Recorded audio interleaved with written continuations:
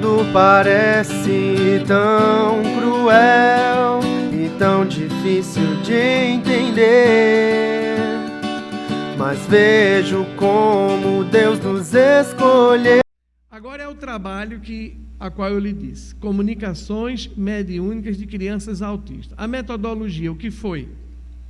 Nós pegamos do nosso arquivo próprio do consultório, não é?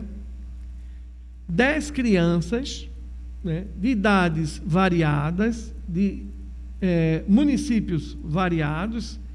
Tem vários do estado do Ceará, mas tem da Paraíba, né? Tem paciente do Juazeiro. Aqui a idade é em meses e anos, né? E aqui o sexo. E o que foi que fizemos? Reuni o grupo mediúnico da Casa Espírita Nosso Lar.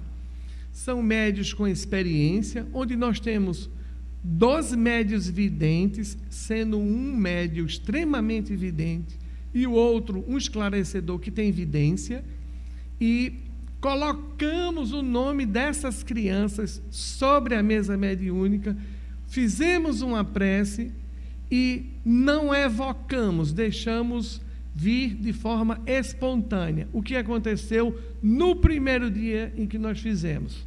Olha o primeiro comunicante. Ele se intitulou como Marcelo, 12 anos, uma sessão mediúnica do dia 27 de 2 de 2015. Ele informou que estava encarnado, dormindo em desdobrado. Ele possuía consciência da sua enfermidade e limitação, informou ser decorrência de não saber perdoar pelos erros graves que cometeu, e afirma que veio nessa existência com um sentimento de culpa muito grande, que precisa se proteger do mundo em sua bolha. E continuando, ele diz, dentro da bolha, ele está livre da exposição com o mundo, de contato com as pessoas, isento de interagir e errar de novo. Afirma que é estranho ter coração e não sentir emoções, ter mente e não raciocinar direito, e viver e não poder interagir com o outro. Afirma que é estranho que os pais sofrem muito por ele, e que seria bom se eles pudessem entender que sua condição atual é somente uma etapa para a sua recuperação. Segundo o comunicante, sessão mediúnica, informou que foi em uma vida anterior um grande empresário do ramo da madeira, que desmatou florestas e que derrubou mais de 1000 árvores. Ainda na vida anterior, conscientizou-se do crime ambiental, arrependeu-se dos atos criminosos, vindo a ensandecer. Voltou, reencarnou, mentalmente comprometido, preso dentro de uma linda floresta que o acolhia e o protegia. Dentro dessa floresta não havia pessoas, dinheiro e dificuldades, somente sossego. Fora da floresta havia toda sorte de adversidades, inclusive seres pequenos de natureza que o perseguiam. Esses seres pequenos, nós fizemos o questionamento esclarecedor, e depois a mentoria da casa diz que são seres elementais, duendes, são seres que ele considera de fadinhas, e uma série de entidades que perseguem ele, porque essas entidades, como nos diz Carlos Bacelli na obra que ele escreve do Dr. Inácio Ferreira, que não me vem o nome, mas, se não me engano, é reencarnação no mundo espiritual, e fala sobre que esses seres são neutros, mas que eles defendem as florestas, e se você atinge as florestas, ele vai em busca de você. Então ele pede perdão, né, aos pais por ser assim, mas sabe que tudo no final dá certo, ou seja, que ele vai reencarnar. O terceiro comunicante, 28 de 3 de 2015, a comunicação. Veja a complexidade. A simples aproximação do doutrinador representava ameaça ao espírito comunicante. Temia que algo pudesse investir contra a estrutura metálica que o protegia. Era uma estrutura de forma oval, de ferro e de difícil rompimento. Através da prece e intervenção do doutrinador, a estrutura se desfez e o espírito começa a narrar fatos referentes à sua vida. Fala sobre o que o motivou que ficasse enclausurado. Conta que um enorme sentimento de culpa o envolve, por um grave erro cometido em encarnação pretérita, e em face do qual não se perdoava. Mostra-se orgulhoso de si mesmo, como um guerreiro bastante respeitado e pronto para o combate. E o quarto comunicante e último, o médio comunicante, sentia-se como algemado e com a nítida sensação de estar disforme. O espírito comunicante produzia sons ininteligíveis, gemidos como se fosse mudo, apesar de demonstrar que não era no decorrer da comunicação. Com o auxílio do esclarecedor, o espírito comunicante começa a relatar como estava se sentindo, dizendo que estava enclausurado e com bastante medo. Conta que sua mente sempre via a imagem de um espírito malévolo que eu procurava mantê-lo em seu domínio através da mente.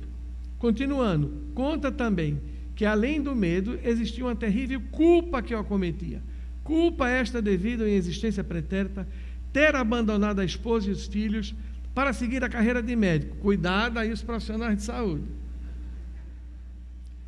E ser bem-sucedido, o qual conseguiu, deixando para trás a família sofrendo privações e revoltas. O esclarecedor entra em prece, solicitando auxílio de Jesus e a espiritualidade superior, a fim de que pudesse ajudar o espírito comunicante. Eis que então surge a figura de duas das vítimas do passado, a esposa e um dos filhos. Ambos teriam perdoado o espírito comunicante e teriam vindo para prestar-lhe auxílio. Que beleza! O perdão, com a quebra dos grilhões, como nos diz Filomeno de Miranda. Fica esclarecido também que o espírito que tentava dominá-lo mentalmente era outro filho. Mas olha o que acontece. O perdão da esposa e de um dos filhos é que promoveu ao espírito comunicante a sua recuperação perispiritual e o auto-perdão. Ressalta-se que o socorro do espírito comunicante deu-se devido a uma ação caridosa que ele tinha feito ao atender uma criança paupérrima gratuitamente. Só um dia de bônus. Só um dia de bônus que ele fez. E que a genitora dessa criança, desde então, passou a orar em agradecimento ao atendimento gratuito, sendo esse o seu atenuante para que saísse do sofrimento, o qual estava sendo submetido à oportunidade espiritual. É a caridade ou não a forma de nos salvarmos?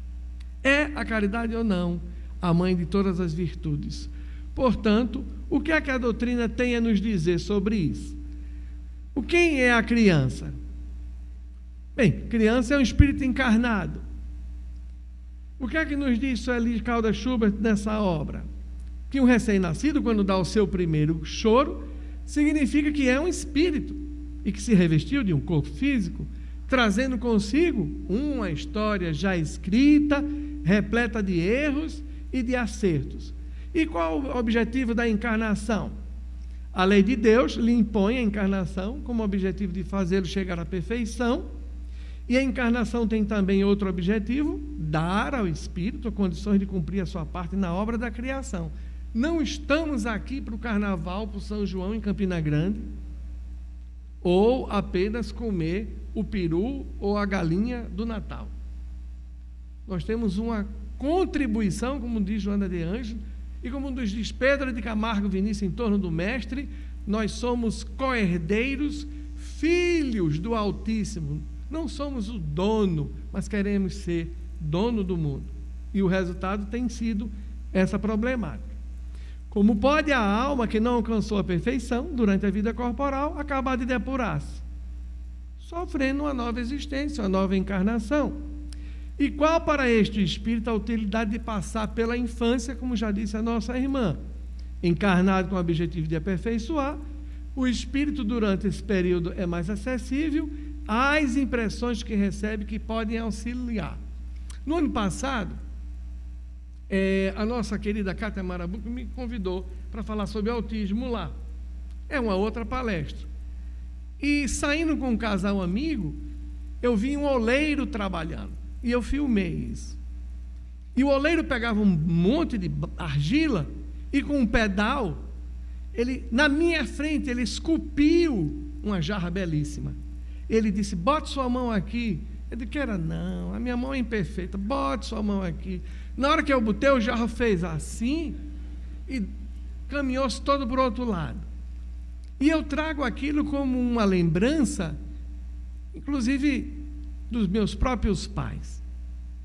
Nós somos os oleiros e os nossos filhos são o barro que o Pai nos dá, o Pai do céu. O que cabe à sociedade humana agora é resgatar o amor da família. Às vezes a gente pensa que a família está decaindo, mas a família passa por crises. E esses últimos seres que estão voltando são os seres que são os últimos a se recuperar. São considerados enfermos da mente, são profundos devedores, como vamos ver na obra de Chico, embaixo do abacateiro. Portanto, o barro que te dá, seja cada um de nós a forma eleta e aceita pelo Pai. Os transtornos de opositor e desafio, os transtornos de déficit de atenção e hiperatividade, o autismo nas suas diversas formas, são doenças sociais, são doenças de recuperação a longo prazo, que às vezes uma reencarnação em si só não conseguimos erradicá-las. Portanto, encarnado com o objetivo de se aperfeiçoar, o espírito durante esse período é mais acessível às impressões que recebe e que pode auxiliar o seu adiantamento e contribuir com os que estão encarregados de educá-lo, ou seja, os pais. Portanto, encarnado com o objetivo de se aperfeiçoar, já passamos esse. O que é que nos diz nessa obra Joana de Ângeles, já tão citada pela nossa irmã? Que os sofrimentos humanos de natureza kármica podem apresentar-se sob dois aspectos que se completam: ou prova ou expia. A gente já falou isso ontem. Mas ambos não objetivam punir, mas reeducar espírito recalcitrante. Portanto, se as provações mudam de curso, que podem suavizando-se ou agravando-se conforme o desempenho do espírito. A gente já falou daqueles que muito amam o próximo, não a si, e que podem alterar a modificação das suas enfermidades. As expiações, entretanto, expressam as situações mais graves e por isso são impostas irrecusáveis. Esses seres autistas estão expiando e seus pais provando. Portanto, as expiações visam restaurar o equilíbrio perdido, ao tempo em que reconduz o infrator à posição espiritual em que se encontra antes da queda dolorosa. O nosso saudoso Hermínio Miranda, nessa obra belíssima que ele pediu licença à academia para escrever, já que ele não era médico, o autismo, uma leitura espírita, ele fala sobre essa psicóloga, o Ambar, que diz ser o autista uma rejeição da sua própria reencarnação. E, na verdade, o é. Mas essa obra é interessantíssima. É a vida secreta da criança que não nasceu. Foi escrito por Verney e Kelly. E descreve o seguinte: se o feto tiver controle parcial sobre a gravidez, e tem, porque ele é o que libera os fluidos no modelo organizador biológico. Leia-se a reencarnação de Sigismundo em Missionários da Luz. E se ele se sentir que o ambiente uterino é hostil e ele resolva tirar o seu apoio fisiológico, pode resultar em um dano para ele próprio, não é? Porque ele já pode estar sendo perseguido pelos obsessores, mesmo no ventre materno, que seria uma obsessão gravídico, que é uma obsessão grave, séria, devido aos erros dele. E o que vai acontecer? A academia vai dizer que houve queda da progesterona e do estrógeno, e a mãe começa a sangrar, e o sangramento pode terminar num aborto, não é? Mas se ele for esclarecido, e aí vale aquilo que eu falei ontem, é aí que entra o pré-natal do espírito. É preciso conversar com esses seres, a conversa da mãe com o filho que está no seu útero, chama-se aptonomia, né? Aptos, de toque, e tomos de amor. Então, o toque de amor pode gerar esse espírito rebelde que quer vir ao aborto espontâneo e não voltar a essa mãe, né? A sua sentimento de culpa, a sua autopunição, mas antes de tudo a fraqueza moral de não querer voltar à vida, porque sabe que vai sofrer. Portanto, o autismo é certamente resultante de um pane. em algum ponto do sistema, um defeito não causal, mas ao contrário, causal, disparado por um mecanismo de natureza kármica que representa o próprio ser. Isso ali concorre com o que há de se considerar ainda, nas crianças autistas, um problema não examinado de um componente mediúnico, ou seja, auto ou hetero-obsessivo, não é? A existência nele ou nela de faculdades extrasensoriais. Mas é no valoroso Chico, nas suas observações em 1981, no Grupo Espírita da Prece sobre o Autismo, quando ele fala de que as crianças autistas merecem de nós um profundo conteúdo amoroso de recepção a eles, e dentro das casas espíritas, lógico, é evidente que não poderemos, entre uma criança autista ou não autista, colocar o autista numa posição de destaque para atendimentos, mas terá profunda paciência para com essa família e dar uma assistência permanente e plena e elucidadora a essa família. Portanto, a proposta que a doutrina dos Espíritos nos dá seria atendimento espiritual permanente às famílias, ao paciente, na casa espírita e no lar. E esse é o fato mais importante, falado ontem sobre a psicofarmacologia e os seus efeitos. Não se atreva nenhum diretor de casa espírita, nenhum entrevistador de ATE, nenhum esclarecedor de mesa mediúnica e nenhum médium a retirar as medicações de uma criança autista. Você pode retirar, e o autismo não anda só. A criança pode suicidar-se, a criança pode ficar profundamente agressiva e investir contra a mãe. Atualmente nós temos um adolescente Asperger. Ele mora numa cidade próxima, 50 quilômetros. A mãe chegou para mim e disse assim: vou mandar ele é de São Paulo, vou voltar para São Paulo e entregar ele ao conselho tutelar de lá, porque eu sei que daqui é difícil, do interior, que o município dela é menos favorecido do que o próprio Juazeiro. E o que foi que houve? Ele ontem jogou uma faca, porque ele queria algo que eu não dei. A faca cravou na televisão de plasma e ficou balançando, porque furou e ficou balançando. E todos na sala ficaram olhando para ele, e ele já é um adolescente. Portanto, concluímos. Nos códigos divinos não existe imperfeição, privilégio, castigo, perseguição ou vingança, embora assim pense a maioria das criaturas que atribuem a Deus. Se houve remorso, houve crime, e nos 4 comunicações houve remorso. Delinquência, e se houve crime, a consequência desarmonizada consigo mesmo desarmonizará todo ser e de muitas formas.